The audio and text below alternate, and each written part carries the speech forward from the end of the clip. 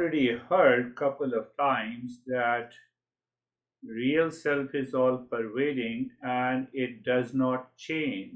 It cannot become the object of perception. Now, when I say the flower is beautiful or anything that is beautiful in the world, I have to go and find out and inquire what exactly it means by the flower or nature is beautiful. For example, the flower is beautiful. Is petal is beautiful? Is the color of the flower is beautiful? Well, it is beautiful only when it is permanent, when it is non-changing. You pluck the flower, put it into your home, after a few hours, everything goes out. It becomes like just like a dead matter. But the beauty in that flower is the real self. It is not the beauty of the flower. The beauty comes from somewhere else. By intelligently creating with lot of parts, by whom? By the consciousness. So then that consciousness is the most beautiful. Whatever is manifesting through this consciousness appears beautiful. All babies are beautiful? Yes, all babies are beautiful the moment they are born. So you can hug the puppies, you can hug the kittens. Can you hug the cobra puppies? So not all the puppies are beautiful. They are dangerous souls.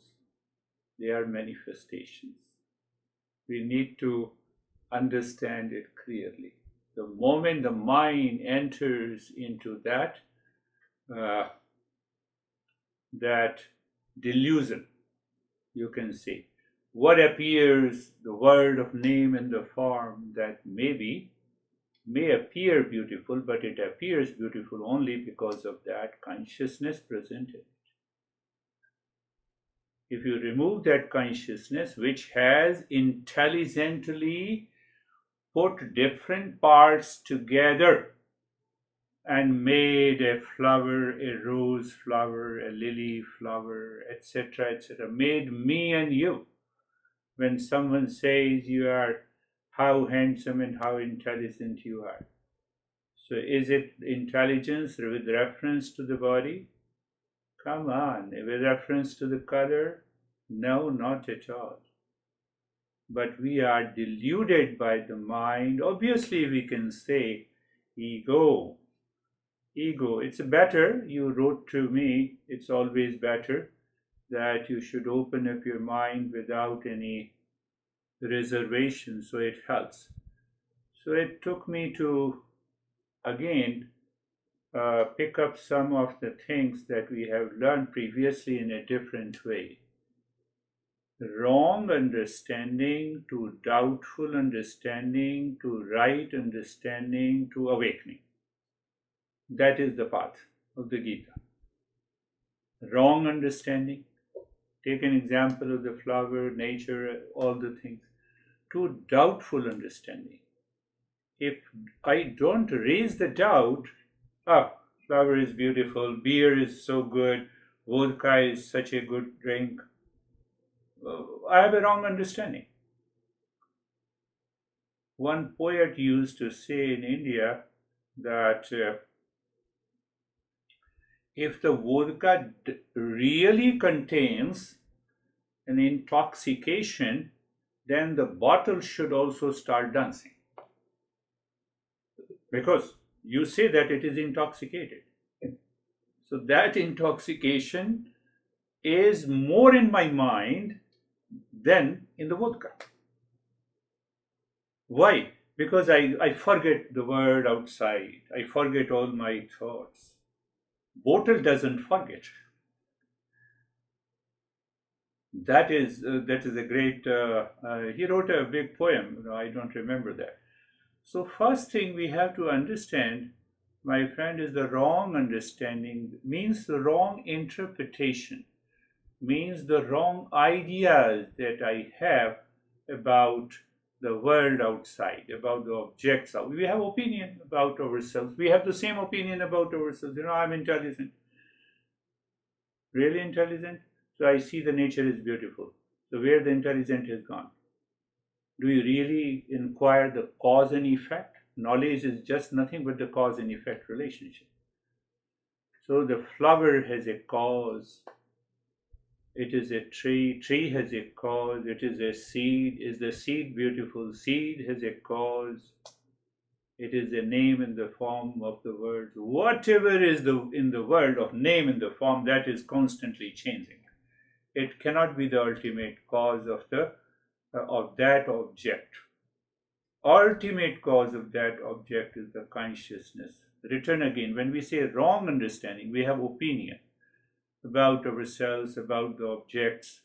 We continue to have that wrong understanding, and we claim it is right. That is the first chapter of the Gita.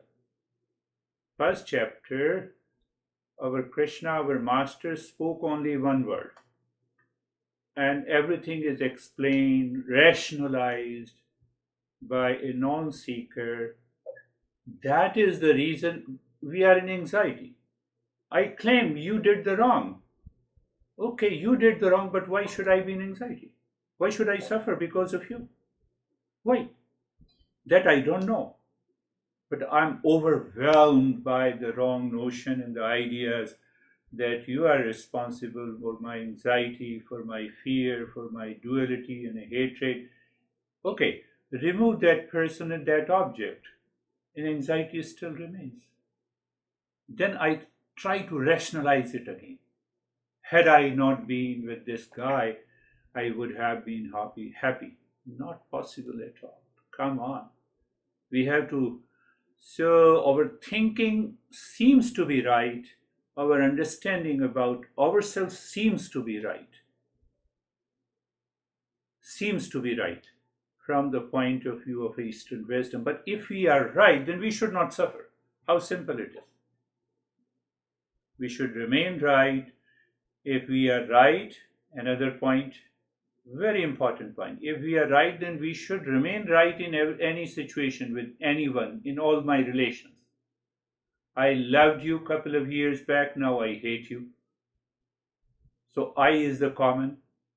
You rightly recognize it is the ego.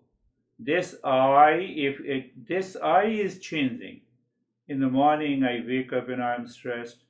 Then I am happy in the afternoon. I am upset in the evening. I have a disturbed sleep in the night. So I have four eyes. This I is constantly changing. This I is the false I. That creates a wrong understanding. Why we are suffering? Because of wrong understanding caused by the likes and dislikes, attachment and detachment. This is a worldly person who constantly suffers from RSM syndrome. Now there is a transition or no transition. If there is no transition, you will not learn Eastern wisdom. But there is a transition. So what happens in that transition? So I start thinking I doubt my understanding. I raise a doubt. That is what I raise the doubt by giving you a cause and effect relationship just now. I raised the doubt and you accepted that.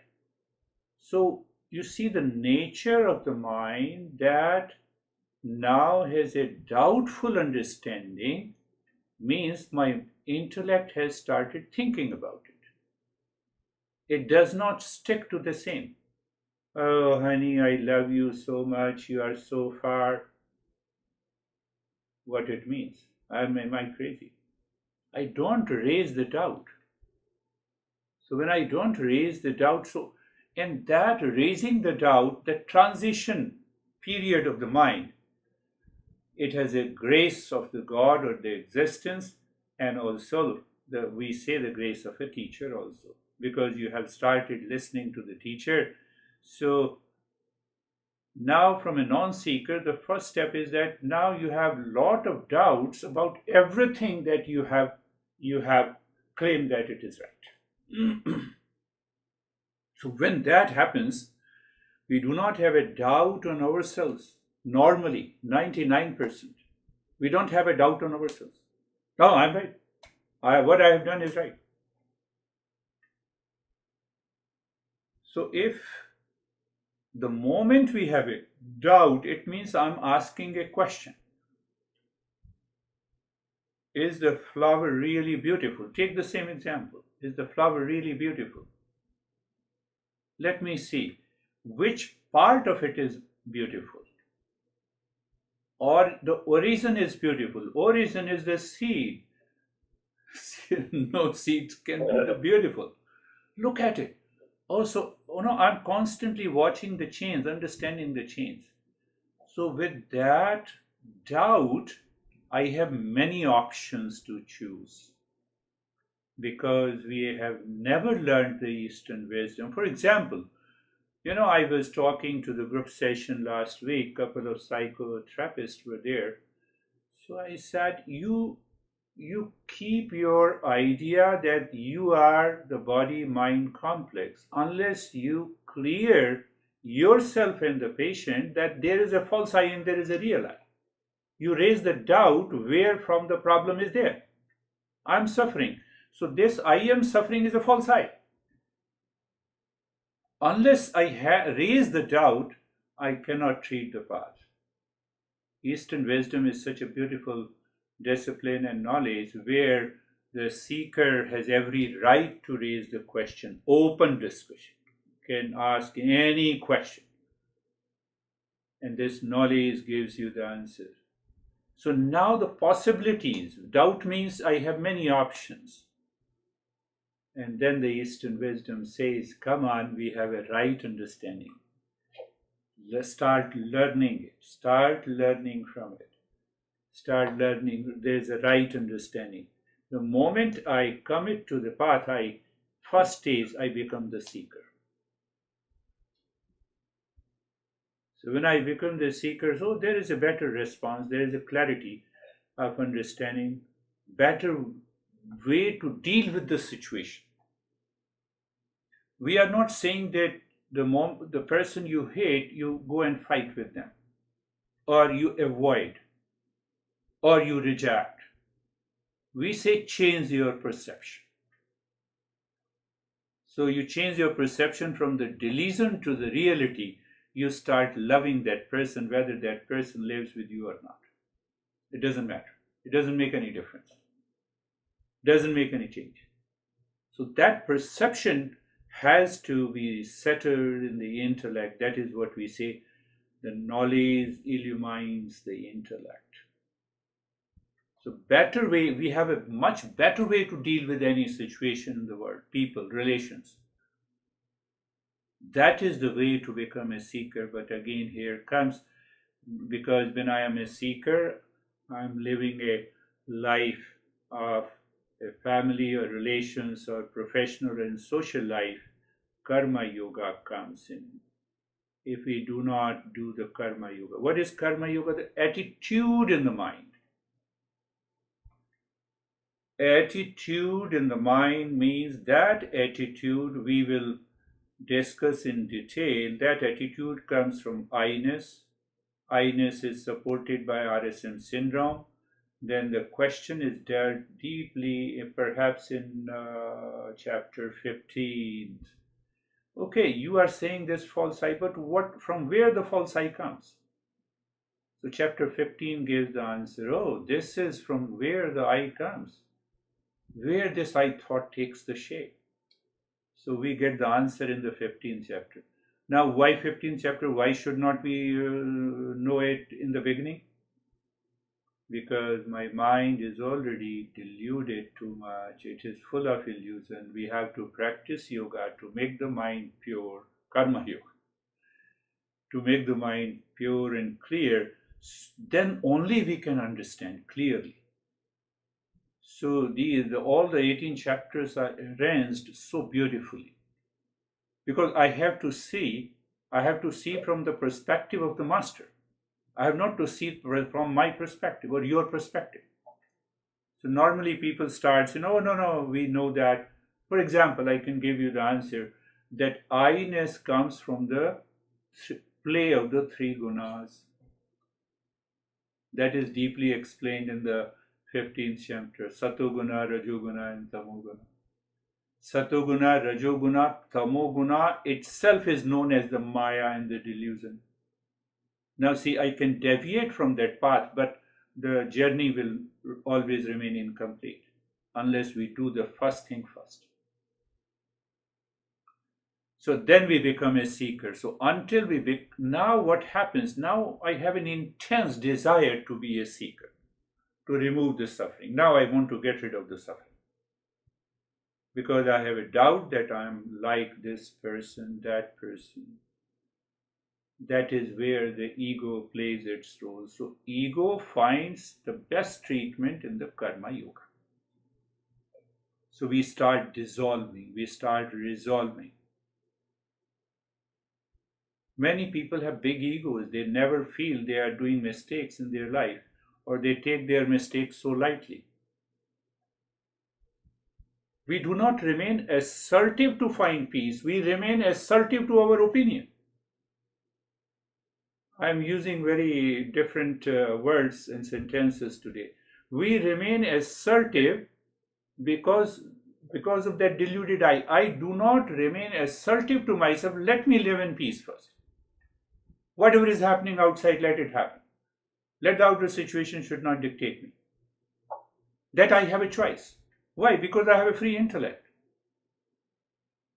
But the mind peeps and mind says, I love that guy so much and he cheated me. The other guy on the other day was telling me, I told you, he told me that I gave 200% to that girl and now she's stopped talking to me. So in a session, he was so much overwhelmed that at least you tell me why she is not talking. Even she can give me a call. She could send me a text message.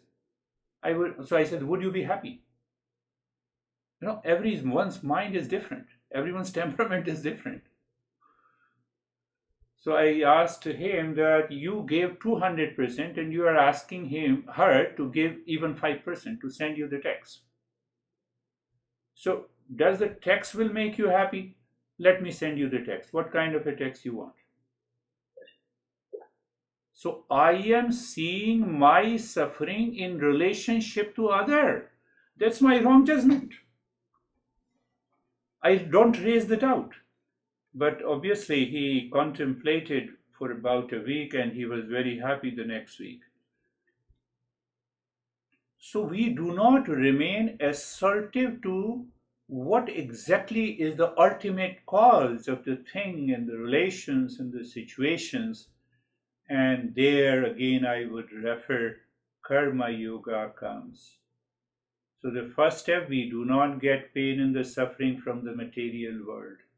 We take the world with the likes and dislikes, reaction, anger, hesitation is the first step.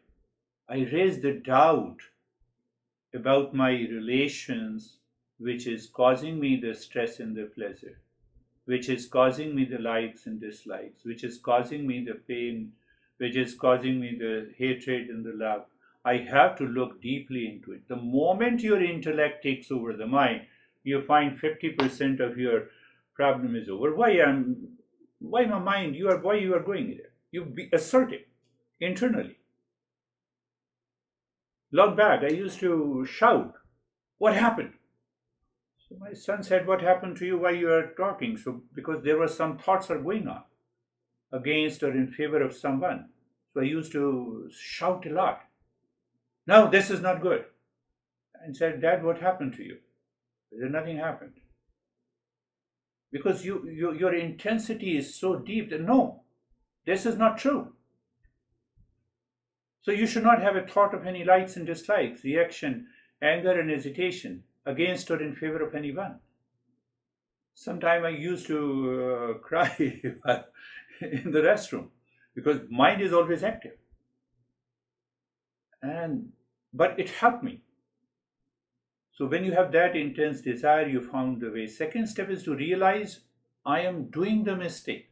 That is why I cried. That is why I used to shout. Let me change myself. What I am doing. The most beautiful object or most beautiful thing in the world is the real self, is the pure consciousness, is the supreme consciousness. Which is why? Because of all the six characteristics of the real self. So once the mind settles into that knowledge by doing karma yoga, it's challenging on the path because yeah, every slight mistake is noted. yes, When you're not when you're not seeking, you just convince yourself you're right. But then in this direction, everything I do is yeah, I recognize every time I make a wrong move, and yeah. it's not infrequent. It's pretty frequent. So it's I could see why people just say, "Oh, whatever, forget this Eastern wisdom stuff. I'm gonna go back to." Yes, I want to make you aware of another fact. You know, the verse in the second chapter from 11 to 25, or you can say 30th verse, it is all the teaching of the path of the knowledge, more about meditation. But after that, we again switch on to the karma yoga in the second chapter, a brief understanding of it. So people have normally a misunderstanding that if I sit in meditation for hours together, I can reach to a state of awakening. Not possible. Simply not possible. So in the third chapter, the seeker raises the same question. He says you are talking about the pure knowledge, you are talking about absorb into the meditation and reach to the state of realization, and now you are also talking about the karma yoga. So he raised the doubt that which path is more important, tell me clearly. That is the greatest confusion. Why? The karma yoga is a means to move into the higher meditative state. It is a means. As long as we are a seeker, we are doing karma yoga, that may appear as a goal, but it becomes the means to now, because the mind is now pure completely. Not only you can sit in meditation for hours together, but you can live in meditation, you can talk in meditation, you can work in meditative state. But for that we need to have a karma yoga. That we will talk. So once the mind gradually, because of the purification, it is focused all the time on the real self. One, it also has a tremendous faith that all the solutions of my problem and the suffering lies in the real self. I have no other option but to discover that real self in me. That real self in me. And there begins the self inquiry. What we are doing in our journey in the second chapter is the self inquiry and then the realization. I already told you in the chapter 15 discusses about the origin of this ego. It comes due to the three gunas and three guna interplay of these three gunas. For example, I'm one person says, "Oh, you are so good to me." Now what happens? You are so good to me. Mind says, I will find only people who says I am good to them. So I am bound by the good. Finished. I lost. I lost that moment of awareness. Even the satoguna causes the problem. We have to transcend all the three gunas. You can say, I have to transcend the three gunas, I have to transcend the ego, I have to transcend the RSM syndrome. They all are almost same. But unless we understand in its entirety, that beauty is beyond the petals, beyond the leaves, beyond the colors of the flower, beyond the stem, beyond the seed. So I find one intelligence, and that is consciousness. So in Rajoguna, what happens? In Rajoguna, people seek for recognition. People seek for too much of wealth because the wealth helps me to recognize my status in the society and in the world. So now that guy is always wants to work, always hyperactive. And that causes the raga and dvesha, that causes the attachment and detachment. And tamoguna, people opposes the knowledge. I don't want to do anything. So all the three guna, interplay of the three gunas causes this ego or the doership and the experiencership. This doership and the experiencership becomes the I, that I perceives the world outside and it perceives the world with the likes and dislikes again. And that causes a lot of problem. What is required? Viveka and Vairagya, the discernment and dispassion. Now see, one great problem happens. I would say yes, the great problem happens. You don't know, for example, you see a girl and you get attracted. Now that attraction creates a likes and dislikes. So what happened? I forget at that moment only attraction lies in the consciousness. I just am looking at the physical appearance. I'm looking at the way the person is talking, maybe very soft and gentle. Who knows what she has inside her? I don't know it. No. I realized even the attraction of the body is not my body's not attracted to her body. Yeah.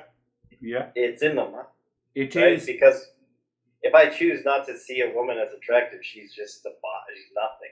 Right? Like the attraction is not inherent, it's created, I feel like. Yes, but I'm taking you to another level, subtle level, which is also explained in 14th and the 15th chapter.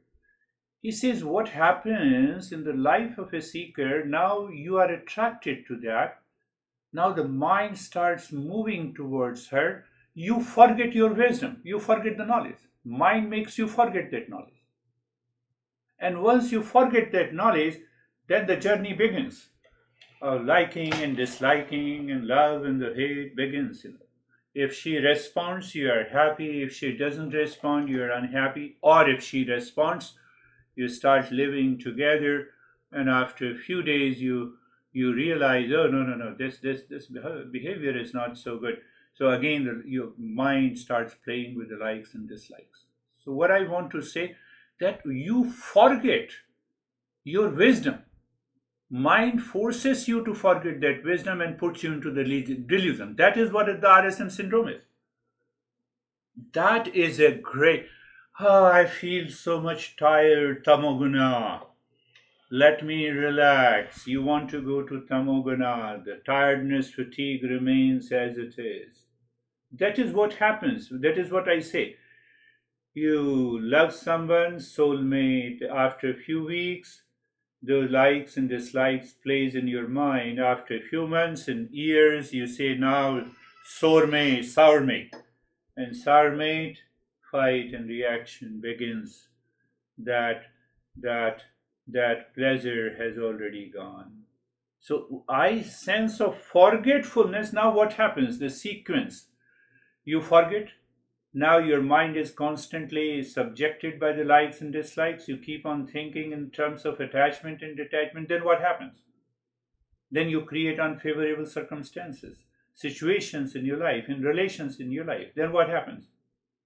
RSM syndrome. You go back to the square one from where you have started the journey. So that is why I have to replace that doer and the experiencer. Doer means what? Doer or experiencer. It means the seer, the feeler. Seer, the feeler, the creating a wrong notion. This guy is good. Yes, we have to continue to communicate with the people with a good sense of humor. But at the same time, internal mental state is away from the doer and the experiencer. If the doer and the experiencer is present, they are going to take you away from this path. from this path. Understand this. This is very important. But Master says that you cannot get rid of. Now see, you are living with your family, so the doer inside, the mental attitude inside, thank you, God. You have given me an opportunity to live with him or her along with my kids. Thank you, God, you have offered me an opportunity to do this business and to have all kinds of luxuries in my life. So you are not allowing the doer and the experiences and ego to take over. First thing, attitude. Second is the attitude is what I have been stressing, is that whatever the result and the outcome of my doings is there, I accept it. So I accept it as a sacred fruit coming from the existence. So if I told you the story of Socrates, who had many disciples, and one disciple, I forget his name, he also became a great spiritual philosopher. And so what used to happen that when he used to go to his house along with the disciples, his wife used to throw all the bowls and utensils at him and along with his disciples. And he never responded. What was his response? His response was calmness.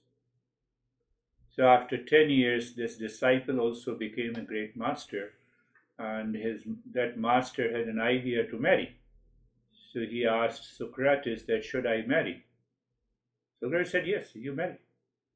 And he had a blank face. I have been going to your house and your wife has been so cruel, throwing all those things on you, and you got hurt many a time. Even I got hurt, and you are saying, get married. So Socrates said, if you get married and if you get a wonderful wife with a good nature, not only your worldly life will be beautiful, and you have already attained that state of realization, so there is no problem. Both the worlds are fine. But if you get the wife like me, no worries, the world will get another Socrates. World will get another Socrates. So you see the vision, the perception of the master. It shows that Socrates had no hatred and ill will against his wife. Why? There is a doer is absent. It is not that he was forcing himself, because you suffer pain and you suffer pleasure because of that doer and I. Now that I is not there. That is what the attitude is talking about. That attitude is the Gita is talking about. So you see, you have to look from a totally a different point of view, different standpoint. When there is no doer, so that doer does not become an experiencer, does not become the feeler, does not experience the pain. Pain is there. No, yeah, pain is there. If you throw something on my head, obviously I'll feel the pain. But the suffering is not there. So mind has to be educated to that level. If we do not have that, so that awareness keeps the mind pure to find that supreme consciousness and the real self. So as we have now, a lot of deviation took place, but it is for good, because if you're inquiring into that. So I told you, first 6 chapter deals with the nature of the real self. How to know the nature of the real self is to know the nature of the false self. I do appreciate that you are wonderful, you are beautiful, but at the same time, my vision is that he or she is beautiful only because of the real self. Done. So nature of the real self, first 6 chapters deals with the nature of the real self. By knowing what is the nature of the false self can be dropped. Then we learn Gita never says what to work, which profession to join. Gita says whatever you are working, how to think, speak, and act in the world, so that you do not accumulate the impressions that may create the unfavorable condition in your life. That will accumulate the sins. That is what is all about the first 6 chapters. The second 6 chapters says, oh, what is about the Supreme Self? So is the Supreme Self also a doer? No. The moment if you become the doer, then you will change. And what is changing is not the real self. So what is changing is also not the Supreme Self. Oh, so whatever we say the God is not changing, yes, it is unchanging reality. It is not subjected by any action. Oh, so he performs all the action without being changed? Answer is yes. Can we understand it? Yes. That is all about the 6 chapters. I'm giving a different interpretation. So which one your mind picks up is a good thing.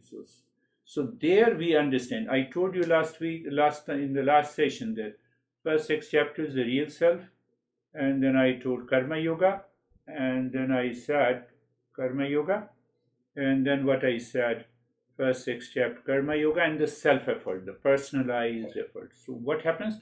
My effort is now is towards non-doership. It is not the doership. I don't take the credit. And you have to keep this attitude all the time in your life to live into that state. If you don't keep that attitude, then I should not talk about it, but I should give an example. Lot of sessions, lot of people I meet, I talk to them. So whenever I talk to a group session, as you know that I record those sessions along with these practices. So what I did in the last 10 years, I selected almost 2,000 practices. I have to think in what way I have to be a giver, not to be a consumer. That idea must settle in your mind, because if I remain a consumer, I will definitely become the doer sooner or the later. Or maybe I have reached to the higher state of meditation. The moment I become the doer, I will go to the square one. I cannot smile. I cannot be happy, because that ego can take over ego at any time. So what happens even after realization? So will you do this? Will you become the consumer after realization? That sense of consumership is gone. So what you do after realization, you find the ways to remain a contributor. Why? That is the way the entire existence works. So what I did, so there is a Spreaker website where you can put all your practices. So I pay almost $500 annually. So that Spreaker website gives you an opportunity to download those files to do the practice free of cost. So that was just a giver attitude. Unless you have that giver attitude, the ego will remain in one way or the other. So you have to remain in that. There is another website where I'm contributing, which is known as the Insight Timer. You can click Insight Timer. You can look into my email addresses. So there I have been putting almost whatever the group sessions. I tell my team in India to reformat it and put it there. So there, now see that what happens. People, you have in your mind, somebody picks up the practice. I receive some information that normally I get 150 to 100 downloads of these practices. So am I changing them? No, I'm putting a seed in those people. They don't know me, but I'm just putting a seed. They download it because they like the practice. And they like the practice means they are getting some benefit. So you become an agent to give the indirect benefit. that also keeps you in the sense of humility. Another part that is very important. One expertise that I feel I have, that I instantly personalize these practices easily based on the temperament of the people. Not many teachers have that ability. So what happens, long back when I started and I recognized this, this comes from the blessing and the grace. So what happened that people started copying these practices very early, long back in 89 and 90s. My students, they opened their own center and they started copying these practices. I was in tremendous pain. It hit me badly until I recognized that this knowledge is coming from all the masters. What I have to do? I got an idea that once I complete this session, this is not mine. This is yours. And I made it a point that I will record these sessions and will send to those people. And if it is a group session, I'll make it public. I don't know anything. This does not belong to me. That dissolves your ego all the time. Every time you say, this is not me and mine, it must be there. That attitude of the mind is what the karma yoga is. Sometimes people don't pay me, don't let them not pay. Then what? I tell you, in Scottsdale, I used to go 3 years ago to that woman, and she did it for a couple of months, and after that she left it. And I sent the voice. She did not respond. You see, it is bound to happen. So after a year, she sent me a text, I did not pay you for your 10 sessions. So I'm ready to pay now. So I said, I gave you a discount of 20%. Now she has become such a good person. After 1 year, she is remembering me. I already forgot that.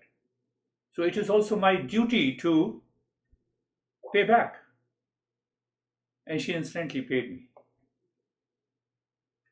So that idea should set in my mind. Karma yoga means that I'm always a contributor in my life. Why? Existence is always a contributor. And that great existence is always a contributor and a giver in my life. Why? Ego is always selfish. I have to find the antidote for it.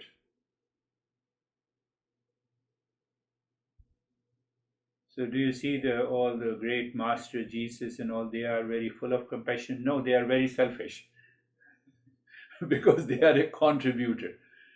But that selfishness is totally different. That helps the existence to continue its journey of evolution. I have an indirect contributor, but if I am a contributor, no, my master gave me that knowledge. So he is a contributor. No, his master is a contributor. So I'm connecting to that person who is not knowing me, who downloaded the practice. He is connected to the entire tradition. So people do it in a different way. Everyone has a different approach. So outside I'm working like a professional, but internally I have to follow that tradition. The moment I don't follow that tradition, I'll be kicked out. Because I should remain connected internally, externally to that existence in any way. That is the nature of the teaching. So that is what is understood in the next six chapters. And then what happens? Why? You see that now the real self and the supreme consciousness, or you can say the individual self or the God, we find the oneness there.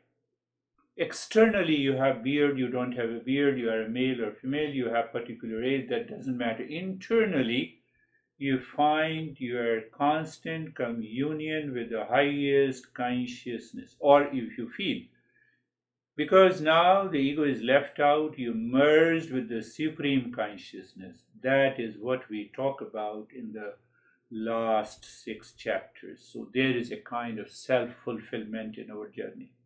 There is a complete self-fulfillment in our journey. So that is what is all about the Gita. Yes, we have to pick up one. So first 20 verses, as we discussed, chapter 2, not first, but from 11th to almost 20 verses up to the 30th. Let us understand from a different perspective also all the 18 chapters. That will also help you to appreciate this journey. So I'm deviating, but it is good for both of us. So we inquire about the word. That is the first point. What is all about the Gita? I'm just summarizing in a different way. So the first is that I have to inquire what exactly is the nature of the world, why the world exists as such. Again, I'm going back. Does the flower exist for me? That's why I'm saying it's beautiful? Or the flower exists for itself? And the entire perception changes. I gave a label to a girl as my wife, but does the girl exist for herself or does the girl exist for me? Come on, I never think in this way. You see that it purifies your thinking. Oh, the girl, she has her independent existence. I have my own independent existence. So how I am related? Yes, I should relate, but I should not impose. I should not become a consumer. I should remain as a contributor. What a beautiful idea. What a beautiful understanding and idea this Gita gives to us. So we understand the phenomenal nature of the existence of this entire world. So when I understand this phenomenal nature, then I said, I was born in a particular family, and by incident I met you, and then we became friends.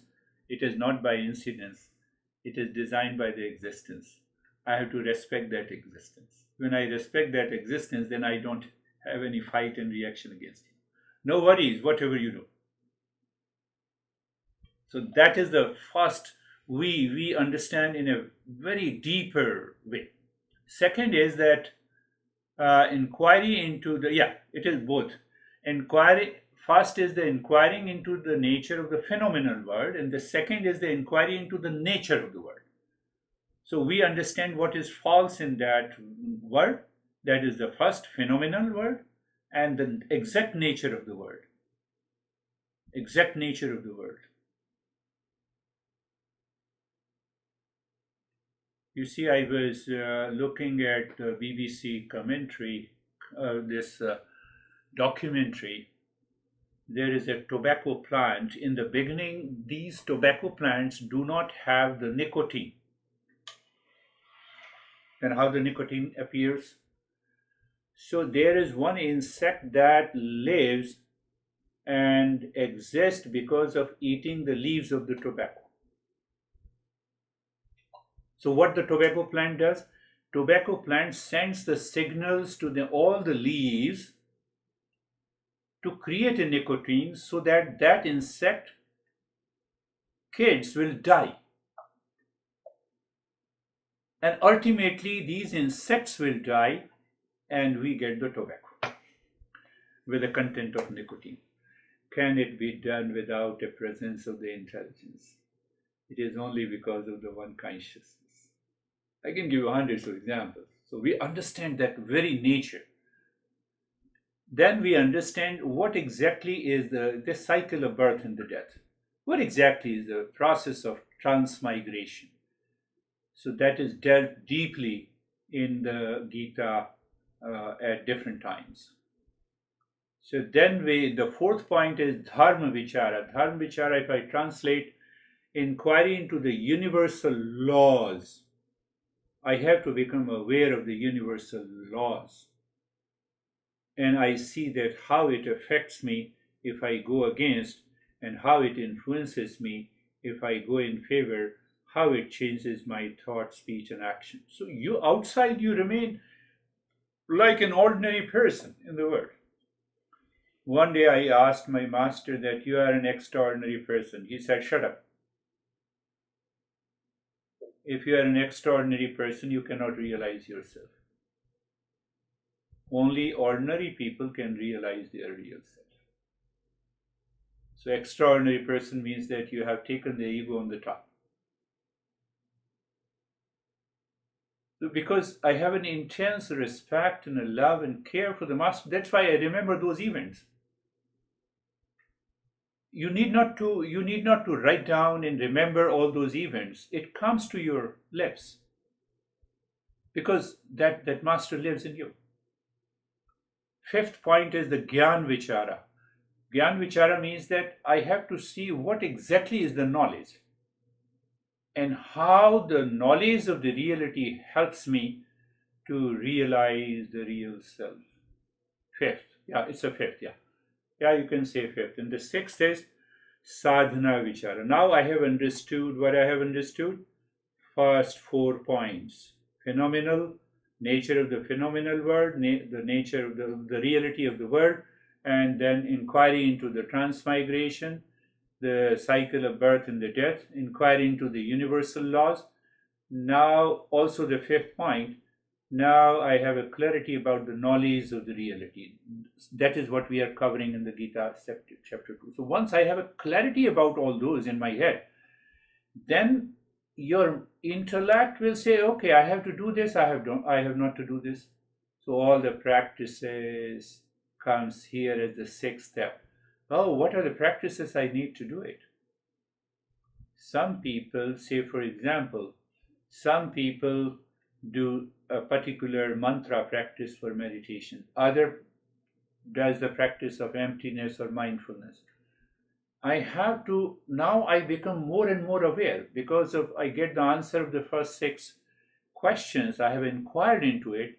So my mind always attracts to those practices which are conducive to me, which are helpful to me. Ultimately, in the last stage, we reach to the same state, but in the beginning, because of my makeup, because of my personal emotions, because of my behavior and attitude, because of my experiences that I received from my current life and the previous life. So the teacher and the seeker, we go together and we find out, oh, this practice will definitely be done. It cannot be left out. Sadhana, that is the sixth point. Seventh point is that now we inquire into the individual self clearly. Now we have a clarity. So I brought that issue of individual self and the real self in the beginning because of your personal inclination, but normally it comes as a seventh step, then inquiry into the individual soul. These steps can interchange, can change their sequence. So inquiry into the individual self and the real self. Eighth is inquiry into the matter and the consciousness. So we have a total clarity where the matter has come, how the matter takes the shape of most beautiful person or a flower in the world. It is in the presence of the consciousness. And then one more, then the last one comes, that what exactly is awakening, what is realization, what is self-knowledge, etc., etc. So inquiry from the liberation from this world outside, the world of suffering. So you continue to live in the world, but continue to live into that state of awakening, that state of awakening. Now you need not to do the practice, but still you follow the practice. So perhaps, I got an opportunity and I used to question my master, why you wake up at 2 in the morning? Is it required? He said, I don't get to sleep. My 3 hours of the sleep is so deep. I don't need that, more sleep. Then why you practice mantra? So he said, I'm a monk, and I'm teaching you. I have to set an example for you guys. So you talk about it. Look at this guy, who wakes up at 2 in the morning and takes a bath and sits in the meditation and doing the mantra. Now I have to help you. So you say about your problem, and then I say, yes, I will help you through the mantra. So now, what kind of a life they live? They said, okay, you go back, you go and meditate, and I will also do the mantra to invoke some power. And he used to sit sometime for 2 and 3 hours, and it has a tremendous impact on those people. They are known as the powers affecting you bless or you grace. So when the master bless and grace, they know that they have to do a lot of things. So they sit in meditation. My master used to sit in meditation for 2 to 3 hours. He said, okay, let me do it for you. Why? The concept that I just talked about, you always remain a contributor. Your life is only because of the contributor. That idea is so deep in your mind that is why these great masters are known as equating to the God. That's why Jesus, we have a different concept in Christianity, but from our point of view, that Jesus was also a God. All those masters who reached to that state, their entire life, every time, every moment, is given to the world outside. But they have nothing to do. They have nothing to achieve. So when you reach to that state, there are differences. There are differences. Say, for example, Swami Chinmayanand established more than 250 centers around the world. He stressed more on the teaching. He said, no, let the people should get exposed to these texts in the teachings. So he has a 3 years of intensive course in India. You have to just go there, and then after 3 years you have to come out. There they teach not only the Gita but other the texts, and they give you a lot of practices. So after 3 years, for next 5 or 6 years, you remain as the initiate seeker. And after 3 years, then you become a monk. You are initiated in a monk. Why you become a monk? You do the same thing what his master was doing.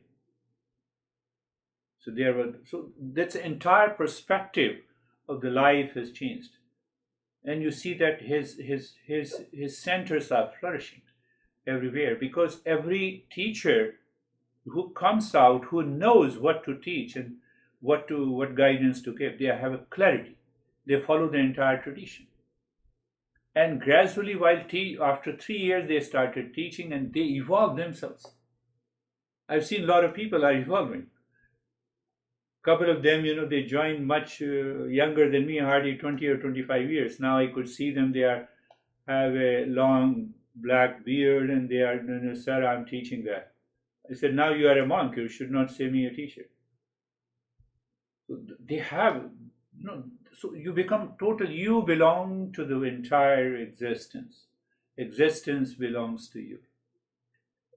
So that idea comes to you, because in freedom, in the literature, if in the freedom or the liberation, you are constantly, consciously connected not only to the world outside, to the phenomenal world, because that is also a part of the entire existence and the pure consciousness. So once we have that understanding, that is what the journey of the Gita in short.